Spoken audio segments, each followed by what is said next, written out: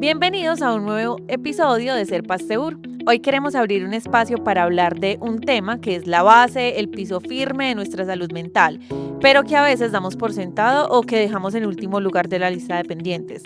Esto es la autoestima y nuestro crecimiento personal.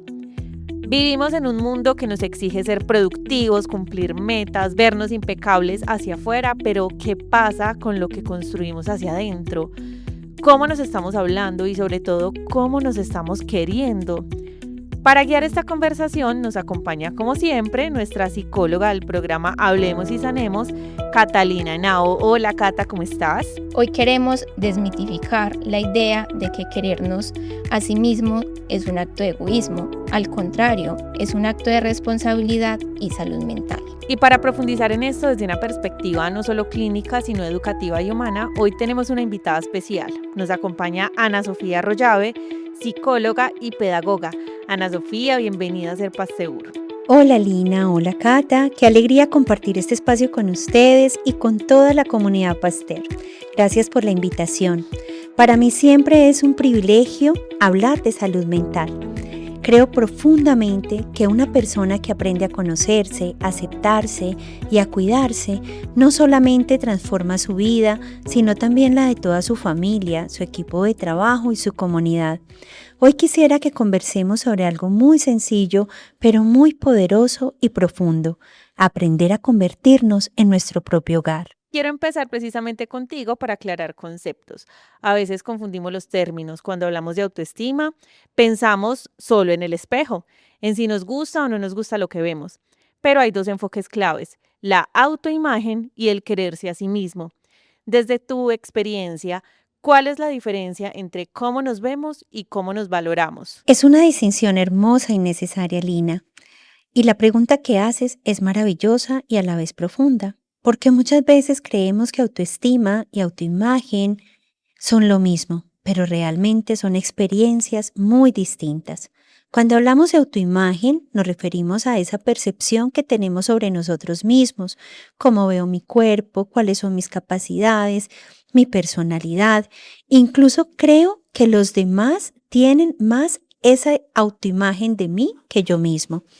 En cambio, la autoestima responde a una pregunta mucho más profunda: ¿qué valor tengo para mí, incluso cuando no soy perfecto? Me gustaría decir que la autoimagen tiene ojos.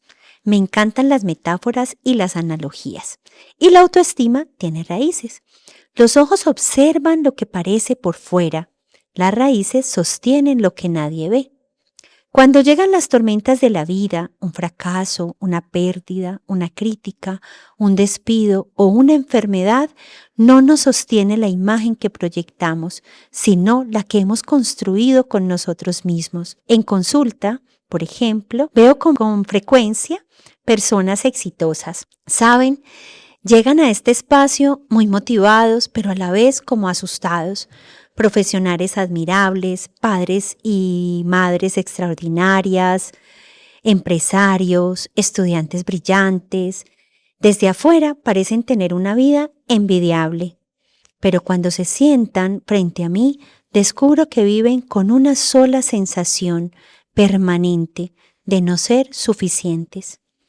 Entonces entiendo que el problema no es cómo se ven, el problema es cómo se hablan. Hay una pregunta que suelo hacerles en terapia. Siempre les digo: respira profundo, conecta con tu interior, escúchate y ve más allá. ¿Quién eres cuando dejas de producir o de cuidar a otros o de cumplir las expectativas, o quizás cuando ya no tienes resultados? Y esa pregunta suele hacer silencio en el consultorio, porque muchas personas han construido su identidad alrededor de lo que hacen, pero muy pocas alrededor de quienes verdaderamente son. Nos hemos pasado la vida siempre en el hacer para tener, y en este momento se nos está olvidando el ser. Vivimos desconectados. Otro ejercicio que practico es sacar un espejo, pero no pequeño, pongo el más grande y les digo: ¿a quién ves allí? Normalmente los ojos se llenan de lágrimas y me dices: no me conozco, no me reconozco, no sé quién soy. Carl Rogers, uno de los grandes representantes de la psicología humanista, porque esa es mi fuerza, esa es mi corriente, esa es la parte epistemológica en la que me paro todos los días, nos decía que cada ser humano posee un valor inherente y una tendencia natural al crecimiento. Sin embargo, desde muy pequeños nos aprendemos a valorar y a creer que valemos cuando nos damos a la complacencia de otros, cuando sacamos buenas notas, cuando no nos regañan, cuando somos los más juiciosos, cuando somos fuertes, cuando no lloramos y cuando cumplimos todas las expectativas del mundo externo. Pero sin darnos cuenta, empezamos a ponernos condiciones a nuestro propio amor propio. Y allí nace una gran confusión. Creemos que si logro más, entonces me voy a querer más. Pero la experiencia me ha enseñado exactamente lo contrario, muchachas, que cuando una persona aprende a valorarse, entonces se atreve a crecer. El amor propio no es la recompensa del éxito, es el punto de partida para construirlo. Y como dije, me encantan las analogías y las metáforas. Imaginemos todos una casa. La fachada hermosísima, los jardines impecables, una pintura perfecta y todos decimos la casa de nuestros sueños. Esa sería la autoimagen o lo que nos venden en redes ahora. Imágenes perfectas, cuerpos perfectos, conciencias disque saludables y allí creemos que esa es la autoimagen. Pero si los cimientos de esta casa o el interior de estas personas están agrietados, sufren, de alguna manera no están tan fuertes, cualquier movimiento fuerte puede poner en riesgo toda la estructura. No solamente la de la casa, sino nuestra estructura individual. La autoestima son entonces los cimientos invisibles. Nadie los aplaude. Nadie los ve. Nadie les puede tomar la fotografía, nadie los publica y son aquellos que sostienen toda la casa. Y quisiera añadir algo que considero fundamental, chachas, y es que para mí la autoestima tiene una dimensión espiritual. Creo que sanar la autoestima es reconciliarse con su propia historia. Cuando tengo a los padres en casa, o en consulta, o en una conferencia, normalmente los temas alrededor de los hijos empiezan en que ellos son los primeros en deteriorar nuestra autoestima. Es dejar de preguntarnos cuánto valemos por lo que hacemos y empezar a descubrir nuestro valor que nace desde la dignidad como personas. Es en casa donde aprendemos a criticarnos, es en casa donde aprendemos a exigirnos, es en casa donde de alguna manera nos han dicho, no eres suficiente. El ejemplo de las notas, cuando el chico llega con un 4,5 y mamá pregunta, ¿y por qué no fue un 5? Cuando llegan al cuarto y el chico ha tendido muy bien su cama, pero ha dejado los tenis al lado, siempre nos fijamos en que los tenis están al lado, pero no que tendió su cama. Los adolescentes me dicen, parece que en mi casa no hubiesen sino los puntos negros. Por más que me esfuerzo de hacer las cosas bien, ellos solamente ven los puntos negros. Y ahí es donde nosotros empezamos a deteriorar nuestra autoestima, con los comentarios, con las críticas, con aquello que en casa hacemos desde los adjetivos calificativos que tanto daño hacen. Y esto, cuando una persona comprende que todo lo que hablo, que todo lo que digo, que todo lo que hago puede ser valioso para quien me está escuchando o para quien me está observando, tengo que cuidar mucho mis palabras, mis acciones y mis actos. Pueden estar afectando significativamente la autoestima del otro. Cuando una persona comprende que es valioso, que él es tal y como es y que tiene la dignidad de ser humano, deja de vivir buscando aprobación y comienza a vivir desde la convicción. Ya no necesita demostrar constantemente quién es, pero finalmente ha aprendido a habitarse con respeto, con compasión y con amor. Ana Sofía, mientras te escuchaba, pensaba en algo que me parece muy importante para conectar con lo que vivimos en el contexto laboral. Tú hablabas de que la autoestima son esas raíces que nos sostienen cuando llegan las tormentas. Yo creo que justamente eso es lo que vemos en muchos colaboradores, porque en el trabajo todos vamos a enfrentarnos a errores, cambios, retroalimentaciones o momentos en los que los resultados no son los esperados. La diferencia está en desde donde interpreta la persona esas experiencias. Cuando la autoestima es sólida, una crítica se convierte en una oportunidad para aprender. Pero cuando esa autoestima está debilitada, esa misma crítica se vive como una confirmación de que no soy suficiente o no soy capaz. Es decir, no cuestiona lo que hizo, sino quién es. Y eso tiene un impacto enorme, porque la persona empieza a trabajar desde el miedo y no desde la confianza. Tiene miedo a equivocarse, a pedir ayuda, a expresar una idea o incluso a poner límites, porque siente que cualquier error puede definir su valor como persona. Por eso me parece muy valioso lo que me mencionabas sobre dejar de construir nuestra identidad únicamente desde lo que hacemos. En el ámbito laboral, solemos asociar nuestro valor con la productividad, los resultados o los reconocimientos, pero cuando entendemos que nuestro valor es inherente y no depende del desempeño, también trabajamos desde una manera mucho más saludable.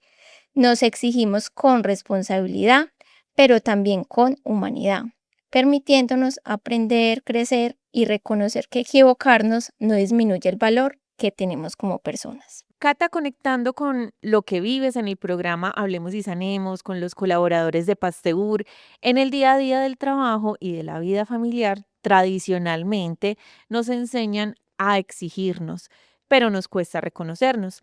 Desde la psicología, ¿qué tensiones emocionales o bloqueos aparecen cuando alguien tiene una autoimagen deteriorada o le cuesta quererse a sí mismo? Yo identificaría dos bloqueos principales. Uno es el síndrome del impostor y la autoexigencia implacable. La persona siente que nunca es suficiente. Aunque haga bien su trabajo, cree que en cualquier momento alguien va a descubrir que no es tan capaz como parece, entonces vive buscando hacerlo todo el tiempo perfecto. Le cuesta delegar, celebrar sus logros o incluso recibir un reconocimiento porque piensa que simplemente está haciendo lo que le corresponde. Esto termina generando mucho desgaste emocional, ansiedad e incluso agotamiento. La segunda es la comparación constante y la frustración.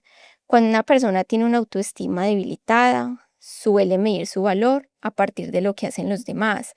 En lugar de reconocer su propio proceso, se compara con el compañero que lleva más tiempo, con quien obtuvo un ascenso o con quien parece desenvolverse mejor. Y esa comparación casi siempre termina siendo injusta, porque cada persona tiene una historia, unas habilidades y unos ritmos de trabajar muy diferentes. Como consecuencia aparecen sentimientos de insuficiencia, frustración e inseguridad. Y hay algo muy importante. Cuando una persona no se reconoce a sí misma, también le cuesta poner límites, pedir ayuda o confiar en sus propias capacidades. Empieza a depender demasiado de la aprobación externa para sentirse valiosa o valioso. Por eso, desde la psicología hablamos de que la autoestima no es simplemente quererse, sino construir una relación sana con uno mismo, donde podamos reconocer nuestras fortalezas, aceptar nuestras áreas de mejora sin castigarnos y entender que nuestro valor no depende únicamente del rendimiento o de los resultados que obtenemos. Creo que ese es uno de los aprendizajes más valiosos. Cuando fortalecemos la autoestima, no solo mejora nuestro bienestar personal, también cambia la forma en que trabajamos, nos relacionamos con los demás y enfrentamos los desafíos del día a día. Es vital entender que no podemos dar de lo que no tenemos y si no nos cuidamos es imposible sostener un crecimiento. Ana Sofía, tú que eres una psicóloga con la pedagogía, con el aprender, el crecimiento personal no es una línea recta. Hay días de estancamiento, hay días donde la autocrítica es durísima. Dime, porfa, ¿cómo se entrena el cerebro para pasar de la autocrítica destructiva a la autocompasión? ¿Qué herramientas pedagógicas o qué pasos podemos aplicar en el día a día para empezar a querernos más?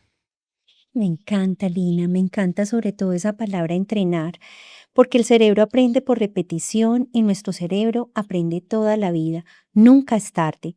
Cuando somos tan justicieros, nos criticamos tanto y no nos damos el valor, como decía Cata, de aprender a querernos nosotros mismos.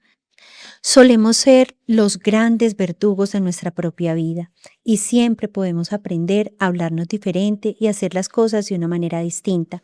Yo siempre digo, si la vida en este momento no te da los resultados que quieres, que quisieras tener, entonces ¿por qué no hacer cosas diferentes?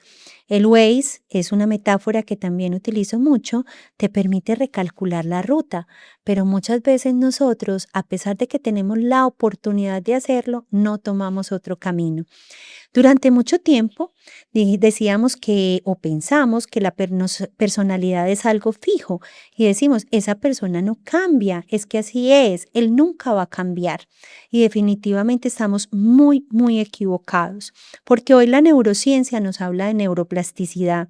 El cerebro tiene la capacidad de reorganizarse todos los días y a cada momento y de crear nuevas conexiones a partir de lo que pensamos, repetimos y hacemos. Es decir, cada palabra que nos decimos, cada hábito que practicamos deja una huella en nuestro cerebro. Pero vivimos en automático. Creemos que las cosas no están impactando nuestra vida, pero realmente cuando tenemos las situaciones que nos generan conflicto es donde vemos que eso que me digo, que eso que hablo, que eso que hago, sí está dejando una huella. Ahora bien, entrenar el cerebro no significa repetir frases positivas sin creerlas. Ese positivismo, esa filosofía de psicología positiva, no es así, porque significa que nosotros tenemos que crear las experiencias que nos permitan tener la certeza de eso que somos y que estamos haciendo en favor de nosotros mismos.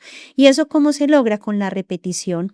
Vamos fortaleciendo circuitos neuronales diferentes, como resume Donald Hebb en el principio, ampliamente conocido en la neurociencia, y es que las neuronas que se activan juntas tienden a conectarse juntas. Si durante años me repito la crítica, no soy capaz, eso me queda grande, yo nunca sé cómo se hace eso, yo soy un terco para eso, a mí eso nunca se me dio bien, ese camino mental se vuelve muy fuerte.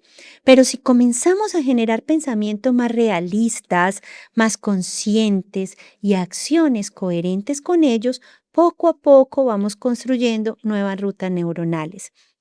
Aquí la pedagogía Waldorf aporta algo muy valioso, y es que Rudolf Steiner entendía que el ser humano aprende con cabeza, corazón y manos, es decir, pensamiento, emoción y acción. No basta con comprender intelectualmente que valgo, necesito sentirlo y vivirlo. Por eso el aprendizaje más profundo ocurre cuando una idea se convierte en una experiencia cotidiana. En consulta, les digo con frecuencia a mis pacientes que el cerebro es como un sendero en medio de un bosque. Si durante 20 años caminamos por el mismo camino de la crítica, hablándonos feo, desvalorándonos, siendo muy justicieros con nosotros mismos, esos senderos se vuelven amplios y fáciles de recorrer. Me acomodo. Pero cuando la vida me permite ponerme a prueba y decir, por ahí no estás siendo coherente con lo que quieres, con tu propósito, con tu sentido, toca abrir un camino nuevo. ¿Y requiere esfuerzo? Sí, porque ¿quién cuando abre un camino nuevo es fácil? No, ¿cierto? Al principio nos va a costar, pero si empiezo a transitar ese camino todos los días, vamos a ver que cada vez es más claro y firme. Así ocurre con la autoestima, no cambia de un día y se cultiva todos los días. Tú decías, Lina, ahora muy especial. Los procesos no son lineales. La idea es que sean onduladitos. Nosotros tenemos los días con limón y sal y a veces le echamos azuquitar y se nos vuelve limonada. Sin embargo, lo que tenemos que tratar es que no sean de picos altos de euforia, picos bajos de derrota, picos muy arriba desde el éxito y nos bajamos nuevamente al fracaso. La idea es que los mantengamos en un sano equilibrio de manera ondulada, aceptando que el ritmo de la vida no es lineal. ¿Cómo nos entrenamos entonces? Yo aquí les voy a regalar un libro que me parece importantísimo que lo busquen, que lo introyecten, y es Los 4 Acuerdos. Los 4 Acuerdos empieza con la impecabilidad en las palabras, y esa sería mi primera clave para empezar a trabajar en nosotros mismos y entrenar nuestro cerebro en una sana autoestima. Las palabras no son inocentes. Cada que decimos, ay no, estoy charlando, entonces yo sí soy bobo. pues yo sí soy bruto, eso se nos graba y esas palabras construyen significado. Cuando una persona se dice constantemente, uy, no, yo siempre soy un fracaso, no falta el día en que no la haga mal. El cerebro no escucha que eso es una exageración, simplemente registra esa información y empieza a actuar en coherencia con ella. En cambio, cuando aprendemos a cambiar el juicio por una descripción más objetiva, cometí un error, pero puedo aprender. Esto es lo más sano que le enseño a cada paciente, a cada consultante, es todos nos podemos equivocar. Claro, todos nos podemos caer. Sí, pero ¿qué pasa con eso? Aprendemos. Me puedo quedar con la culpa, con el fracaso, diciéndome cosas muy malucas o decir, aprendí, esto no lo vuelvo a hacer, esto me sirvió para crecer, por ahí no me vuelvo a meter. Y esa es la manera en que nosotros vamos a disminuir esa amenaza y va a aumentar las posibilidades de adaptación ante cualquier situación en la vida. No se trata de engañarnos, sino de hablarnos con verdad y con respeto. El segundo sería crear, pequeños hábitos y sostenibles, ¿cierto? Aquí también les regalo otro libro que también les puede servir, que es Hábitos Atómicos, ¿cierto? Nuestro cerebro ama la repetición. James Clear lo explica como, si bien cuando uno afirma que cada hábito es un voto por la persona en la que nos estamos convirtiendo. Muchas veces cuando le digo, ¿qué esperas de este proceso? Y dice, ser mi mejor versión, cambiar mi vida, llegar lejos, cumplir con mis metas, lograr mi propósito. Y cuando les pregunto por la felicidad y les digo, ¿y qué te hace feliz? Y me dicen, tener paz. No me dicen tener cosas, tener paz. Quiero estar tranquilo, quiero tener paz. Muchas personas esperan sentirse motivadas para cambiar. Y a veces el motivo de para cambiar puede ser una historia muy tenaz que nos esté pasando. Una historia de vida, una pérdida de un familiar, una pérdida de la pareja, una situación conflictiva con un adolescente en las drogas. Y eso dice, entonces, ¿será que yo me he equivocado? ¿Será que lo puedo hacer de una manera diferente? ¿Cómo puedo salvar mi hogar? ¿Cómo puedo salvar a mi hijo? ¿Cómo puedo salvar mi historia? Y entonces el cambio suele empezar con acciones pequeñas que generan una nueva identidad. Ejemplo. ¿Cuántas veces al día nos conectamos con nosotros mismos? Nos levantamos a las carreras, cumpliendo el día a día, despachando las que son mamás, haciendo el almuerzo, dejando la casa lista, prendiendo la lavadora. Se vuelven unas rutinas que a la final pesan. Pero te sientas un ratito contigo y haces 5 minutos de silencio todos los días. Quizás al acostarte, tomas el lapicero y dices, hoy voy a escribir 3 cositas por las que agradezco este día. ¿Qué viví? ¿Qué aprendí? ¿A quién escuché este día? Hoy escuché a Ana en un podcast y ella me dice, ¿qué agradezco todos los días? La gratitud es el primer registro que tenemos para darnos bienestar psicológico. Es un hábito que nos podríamos ahorrar millones de consultas psicológicas si aprendemos a agradecer. 3 cosas por las que estoy agradecido. Salir a caminar. Ana, no tengo tiempo, es que eso es muy difícil. ¿A qué horas llevo el niño? Dios, si tú llegas y te pones un video en YouTube de 5 minutos para ejercitarte caminando en un solo punto, hiciste algo por ti. Dormir mejor. Dejar el móvil a las 9 de la noche y poner un límite y decir, hasta aquí respondo y mejor me voy a quedar quietecita un rato para dormir mejor. Eso es amor propio, eso es cuidarte, eso es saber que al otro día vas a tener energía, te vas a tener una disposición diferente o celebrar un pequeño avance. Los gestos sencillos, wow, hoy me acosté a las 10. Lo logré. Hoy caminé 5 minutos. ¿Qué nota? Me propuse ir caminando de mi trabajo al metro. ¿Necesito hacer ejercicio? Sí. Todos los días me puse. Y aquí traigo un paciente que, si me llega a escuchar, yo le dije, yo te pongo ejemplo un día de estos, yo te llevo. Porque la palabra era, ¿qué palabra te va a mover cuando su problema de base era la procrastinación? Siempre dejamos para después. Eso afecta la autoestima impresionantemente porque te hace sentir frustrado siempre. Y aquí viene una regla de otro libro que se llama Less Them, suéltalo, déjalo, pero es ese cohete 5, 4, 3, 2, 1, arranca. O sea, y si eso actúa, pues este chico tenía el problema de la procrastinación, en su universidad sexto semestre un fracaso, perdió, salió de la Universidad de Antioquia y viene muy derrotado, frustrado. Hoy este personaje hace 2 carreras al tiempo, tiene trabajo y se siente muy orgulloso de sí mismo. ¿Con qué cambió? Creando pequeños hábitos sostenibles en el tiempo.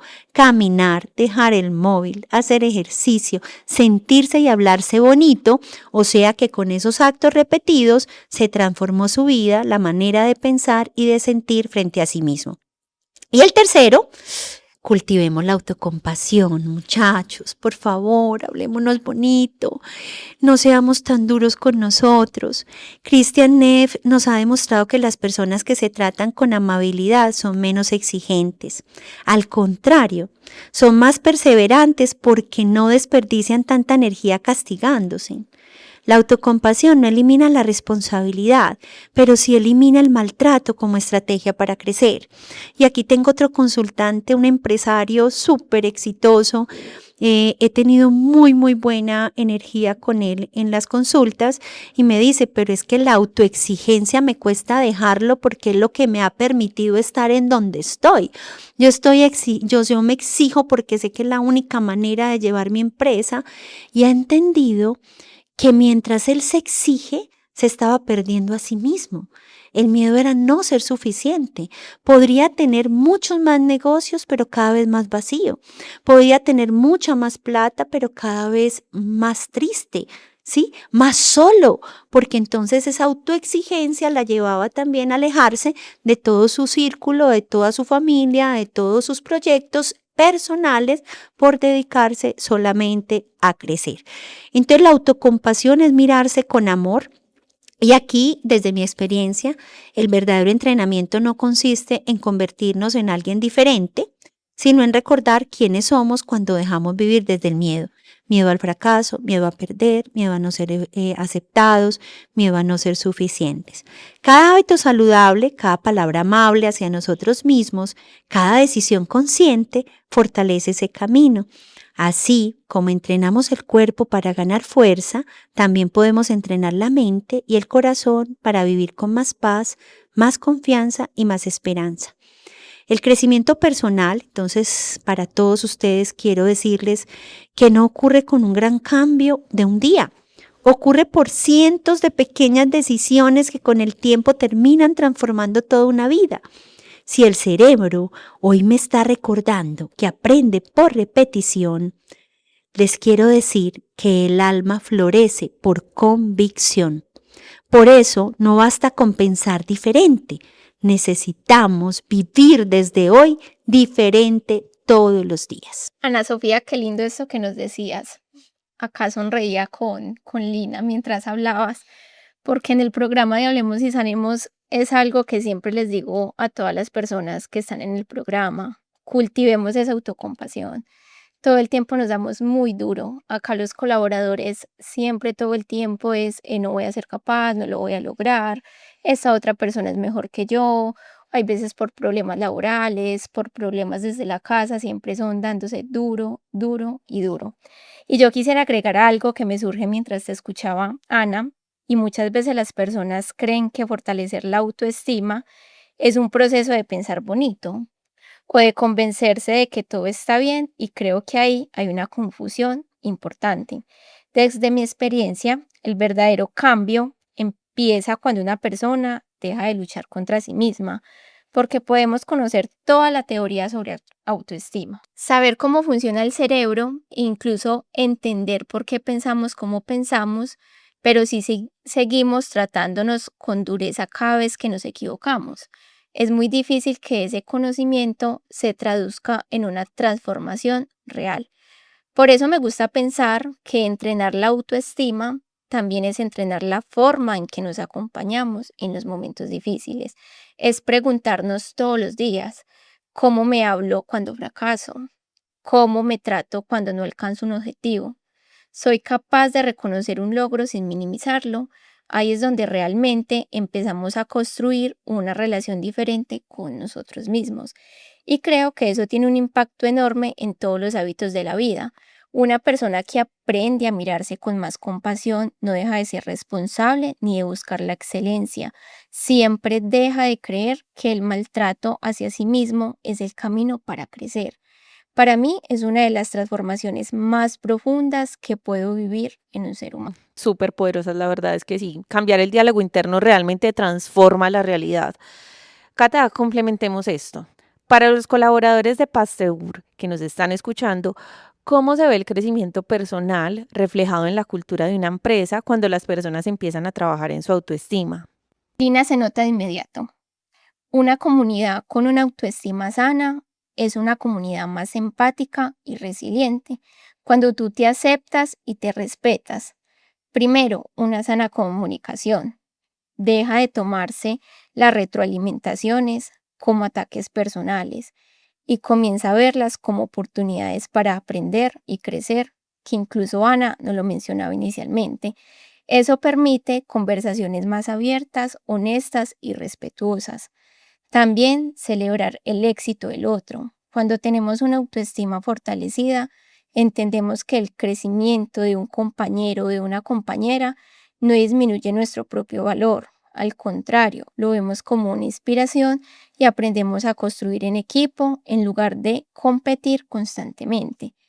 Además, pide ayuda a tiempo. Como siempre se los decimos en la mayoría de los podcasts, comprende que decir necesito apoyo no es una señal de debilidad, sino de inteligencia emocional y de amor propio.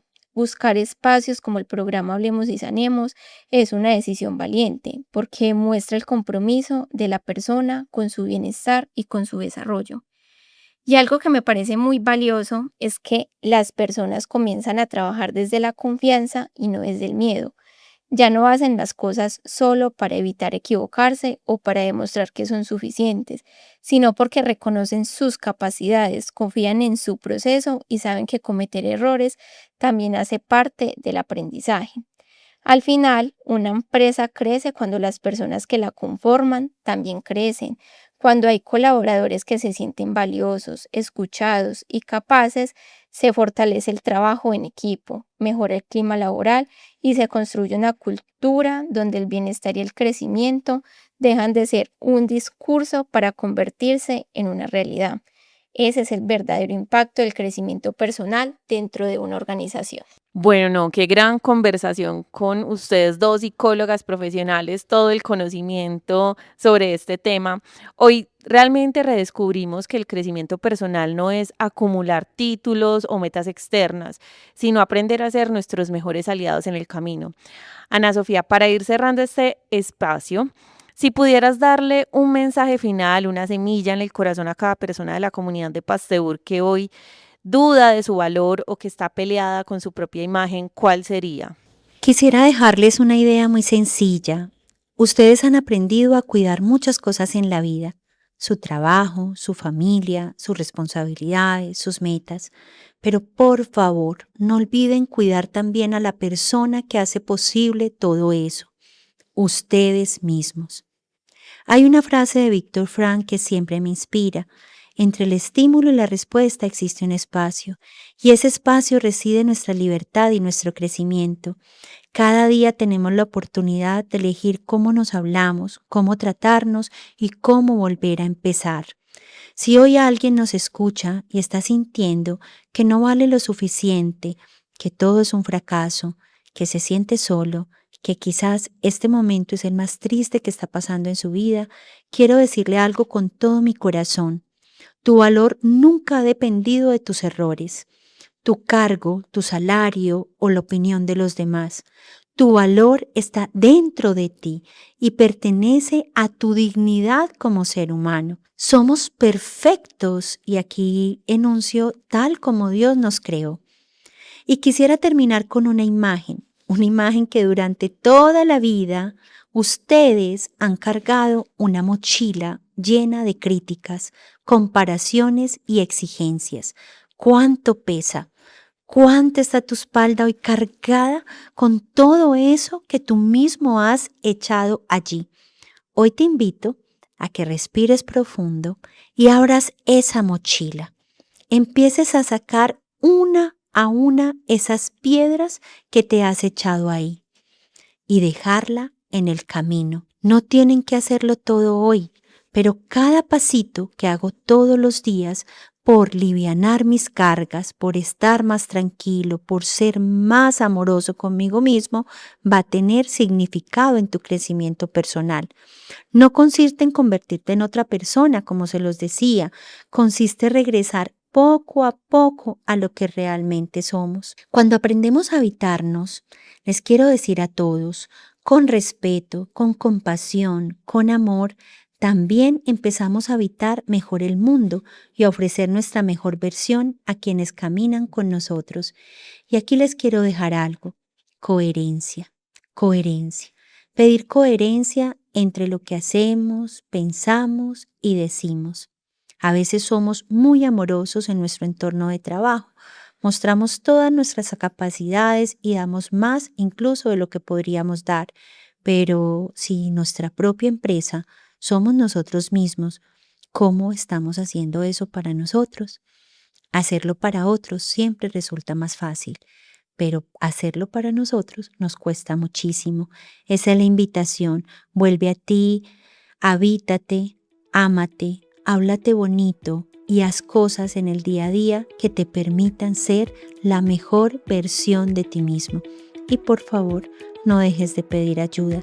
Hablar sana, transforma y resignifica cualquier situación que estés pasando en este momento. Muchísimas gracias, Ana Sofía, por inspirarnos, por tu calidez y por recordarnos el valor de volver a nosotros. Estamos precisamente para acompañarlos a fortalecer su bienestar y su salud mental, a transformar ese diálogo interno que muchas veces nos limita y a recorrer el camino del crecimiento personal de una manera consciente y acompañada. Gracias también a ti, Cata, y gracias a todos por acompañarnos. Esperamos que esas herramientas les ayuden a habitarse con más amor, respeto y equilibrio. Nos escuchamos en el próximo episodio de Ser Pasteur.